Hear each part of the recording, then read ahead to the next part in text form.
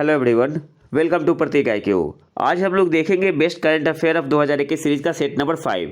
इसमें हम लोग जनवरी से लेकर नवंबर 2021 तक का करंट अफेयर कवर कर रहे हैं। तो आते हैं आज के पहले करंट अफेयर पे। यूपी सरकार ने सूरदास की तपोस्थली का नाम महमदपुर से बदलकर परसौली कर दिया है। पहले सूरदास की तपोस्थली को क्या कहते थे? महमदपुर। अब क्या कर दिया गया है? परसौली कर दिया गया है। यूपी के मुख्यमंत्री कौन है? योगी आदित्यनाथ जी। अब कुछ यूपी सरकार की स्कीम देख लेते हैं। तो एक तो है मुख्यमंत्री बाल सेवा योजना, मुख्यमंत्री बाल सेवा योजना। एक है अभ्युदय योजना, कोचिंग के लिए है, अभ्युदय योजना। एक है आपका विवाह अनुदान योजना, विवाह अनुदान योजना। इस योजना का शायद अब नाम चेंज हुआ है। एक है किसान कल्याण मिशन, किसान कल्याण मिशन।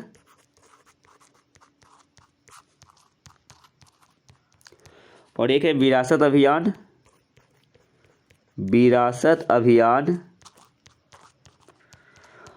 और योगी जी ने एक पोर्टल लॉन्च किया था, यूराइज पोर्टल, यूराइज पोर्टल।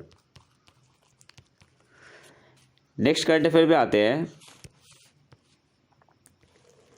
केंद्र सरकार ने सोशल मीडिया और OTT प्लेटफॉर्म के लिए गाइडलाइन जारी की। इसके तहत सरकार या न्यायपालिका के आदेश पर 24 घंटे के अंदर कंटेंट हटाना होगा। अगर सोशल मीडिया और OTT प्लेटफॉर्म पे कोई गलत कंटेंट है और सरकार या न्यायपालिका आदेश दे रही है तो उन्हें 24 घंटे के अंदर उस कंटेंट को हटाना पड़ेगा। नेक्स्ट आते हैं। केंद्र सरकार ने व्हाट्सएप की तरह संदेश मैसेजिंग प्लेटफॉर्म शुरू किया। केंद्र सरकार ने व्हाट्सएप की तरह ही कौन सा मैसेजिंग प्लेटफॉर्म शुरू किया? तो क्या नाम है? संदेश। नेक्स्ट आते हैं। देश का पहला राज्य जिसने महिलाओं को पति की पैतृक संपत्ति में सहस्वामित्व का अधिकार दिया, तो कौन सा राज्य है? उत्तराखंड। और उत्तराखंड में जो इम्पोर्टेंट पास है उसे देख लेते हैं, जहाँ से क्वेश्चन आते हैं। तो 3 इम्पोर्टेंट पास है। एक तो है आपका कौन सा? माना दर्रा, माना दर्रा है। लिपू लेक है, लिपू लेक है। और एक है नीति दर्रा, नीति दर्रा। वैसे और भी पास है, लेकिन जो इम्पोर्टेंट बनता है क्वेश्चन जहाँ से आता है तो यही 3 इम्पोर्टेंट है। इसको याद करने का तरीका क्या है कि हेमा मालिनी, तो मालिनी याद कर लो। माँ से माना दर्रा, ली से लिपू लेक और नी से नीति दर्रा। और उत्तराखंड के कुछ पार्क देख लेते हैं जो अभी न्यूज में थे। तो एक तो उत्तराखंड का पहला लाइकेन पार्क बना है, कवक पार्क। लाइकेन पार्क उत्तराखंड में कहाँ बना है? तो मुंशियारी पिथौरागढ़ डिस्ट्रिक्ट में, मुंशियारी पिथौरागढ़ जिले में। और दूसरा है पॉलिनेटर पार्क, पॉलिनेटर पार्क। ये भी उत्तराखंड में बना है। और कहाँ पे बना है? तो हल्द्वानी में, हल्द्वानी में। एक है एक्यूप्रेशर पार्क, ये आपका है ऋषिकेश में। और एक है moss garden, moss garden. Moss को हिंदी में क्या बोलते हैं? काई। और एक कहाँ बना है? नैनीताल में। मॉस गार्डन कहाँ बना है? नैनीताल में। और एक उमलिंगला पास याद कर लो, यहाँ से क्वेश्चन बन सकता है। उमलिंगला पास या उमलिंगला दर्रा। BRO ने विश्व का सबसे ऊंचा मोटोरेबल रोड किस पे बनाया है? उमलिंगा पास पे। नेक्स्ट करंट अफेयर पे आते हैं।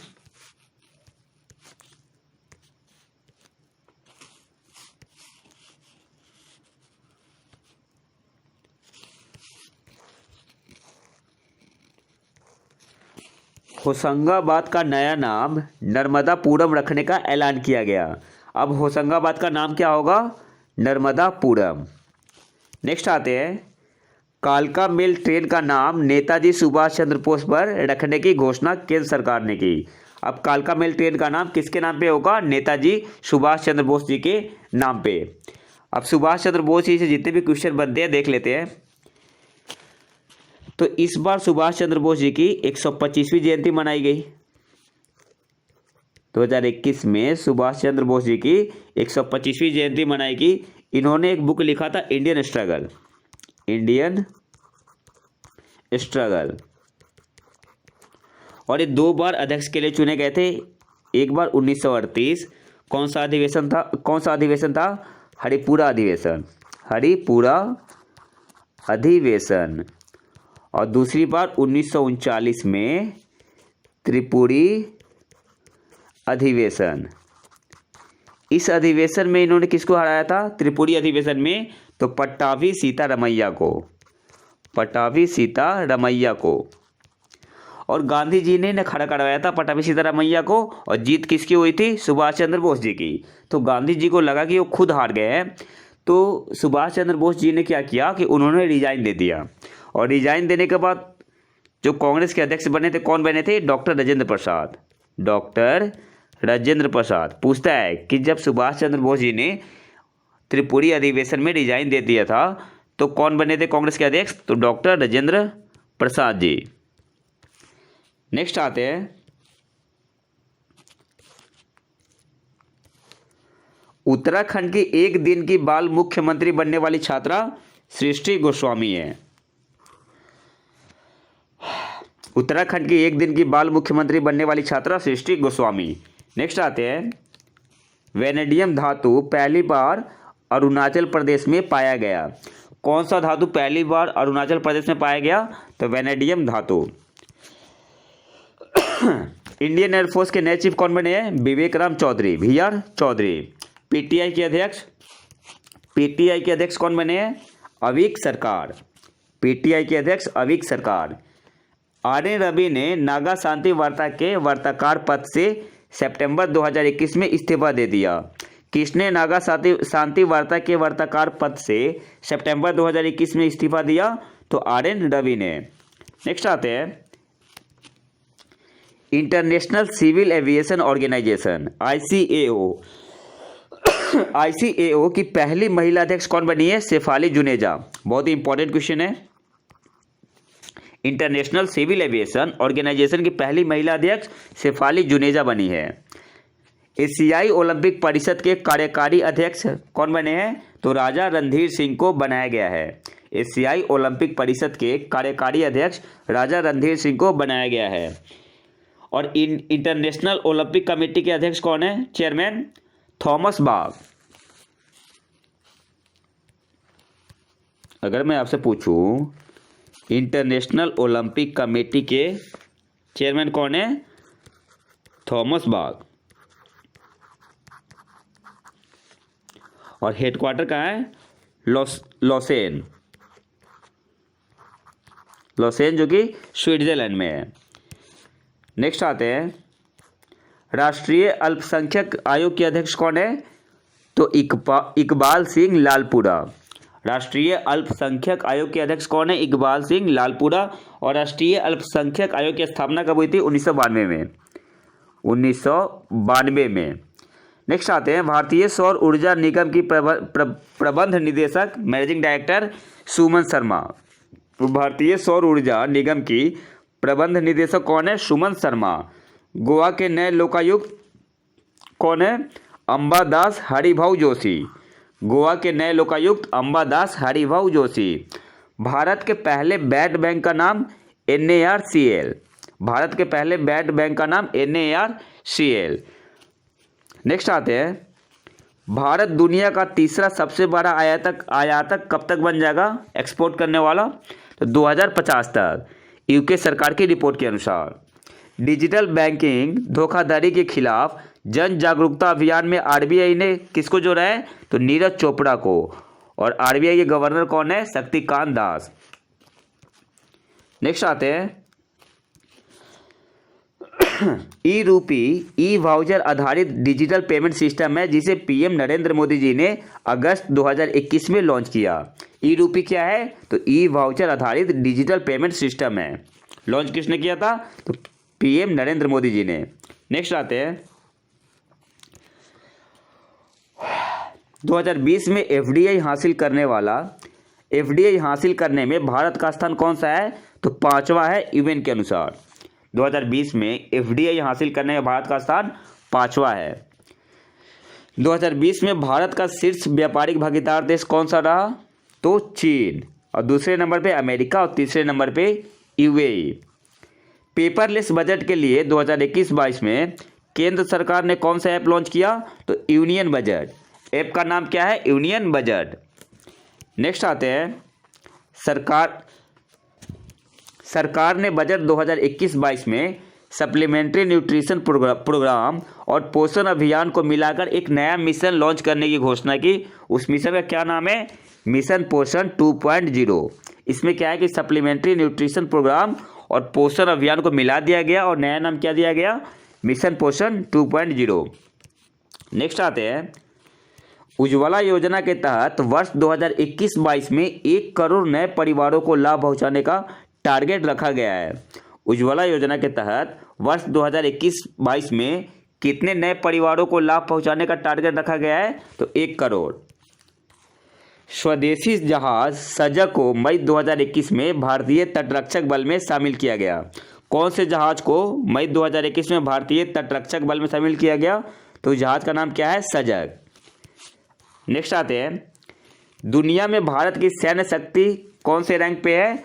तो 4th पोजीशन है, 4थे रैंक पे। इस रिपोर्ट को डिफेंस वेबसाइट मिलिट्री डायरेक्ट ने जारी किया था। एससीओ सैन्य अभ्यास 2021 कहाँ हुआ? तो रूस में। अच्छा, एससीओ की स्थापना कब हुई थी? तो 15 जून 2001 में एससीओ की स्थापना हुई थी। अब 15 जून 2001। और हेडक्वार्टर कहाँ है? बीजिंग में। हेडक्वार्टर कहाँ है? बीजिंग। और एससीओ में कितने कंट्री है? तो पहले 8 था और फिर से अभी कौन ज्वाइन हुआ है? तो ईरान। एससीओ में नया कंट्री कौन सा ज्वाइन हुआ है? ईरान। तो अब टोटल कितने हो गए? 9। नेक्स्ट आते हैं, जबार 2021 ZAPAD सैन्य अभ्यास कहाँ हुआ था? तो रसिया में, रूस में। नौसेना अभ्यास जायर अल बहर भारत और कतर के बीच 9 से 14 अगस्त 2021 को हुआ और ये कहाँ पे हुआ था? फारस की खाड़ी में। तो यहाँ से क्या इंपॉर्टेंट याद रखना है कि जायर अल बहर जो नौसेना अभ्यास है कौन से देश के बीच में होता है? तो भारत और कतर के बीच में। और इस पर कहाँ हुआ था? तो फारस की खाड़ी में। नेक्स्ट आते हैं, 400 डेज के लेखक कौन है? चेतन भगत। 400 डेज के लेखक कौन है? चेतन भगत। नेक्स्ट आते हैं, टोक्यो ओलंपिक 2020 में 19 खिलाड़ियों ने मेडल जीते, जिसमें 5 गोल्ड था। पैरा ओलंपिक की बात हो रही है। 8 सिल्वर, 6 ब्रॉन्ज। और भारत की रैंकिंग कितनी थी इसमें? तो 24 पे। 5 गोल्ड, 8 सिल्वर और 6 ब्रॉन्ज। अवनी लेखरा, इन्होंने शूटिंग में क्या जीता? शूटिंग में गोल्ड जीता था। सुमित अंतिल इन्होंने भाला फेंक या जेवलिन थ्रो में गोल्ड जीता था। मनीष नरवाल शूटिंग में इन्होंने गोल्ड जीता। प्रमोद भगत बैडमिंटन में गोल्ड जीता था, बिहार से है। कृष्णा नागर बैडमिंटन में जीता था गोल्ड मेडल।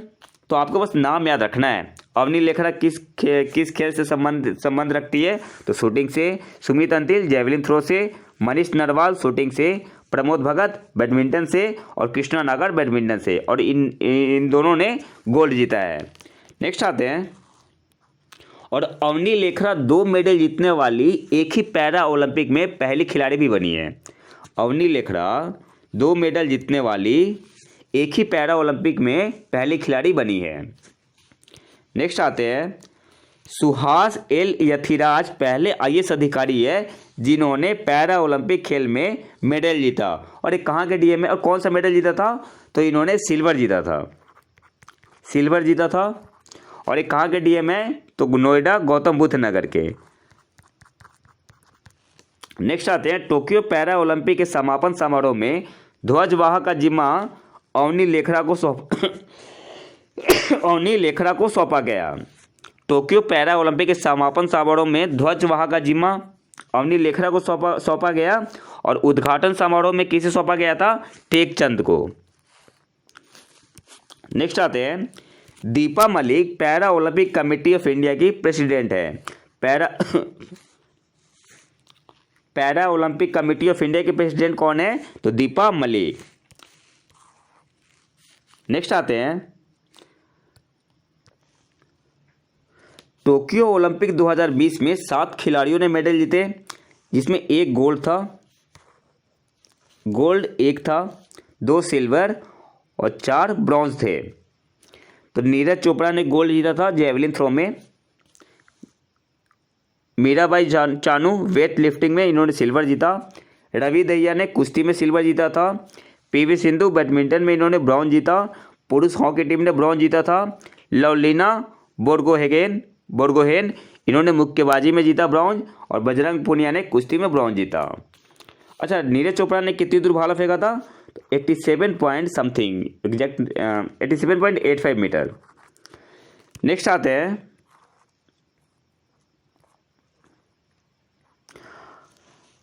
अगला ओलंपिक 2024 कहाँ होगा? तो पेरिस फ्रांस में होगा। भारत का स्थान कौन से नंबर पे था टोक्यो ओलंपिक 2020 में? तो 48 पे, और अमेरिका पहले स्थान पे। टोक्यो ओलंपिक 2020 के उद्घाटन समारोह में ध्वजवाहक कौन था? तो MC मैरी कॉम और Manpreet Singh hockey India team के कैप्टन हैं। जबकि समापन समारोह के ध्वजवाहक कौन थे? बजरंग पुनिया रहे। टोक्यो ओलंपिक 2020 का शुभंकर मीराई तुआ और सोमाइटी था।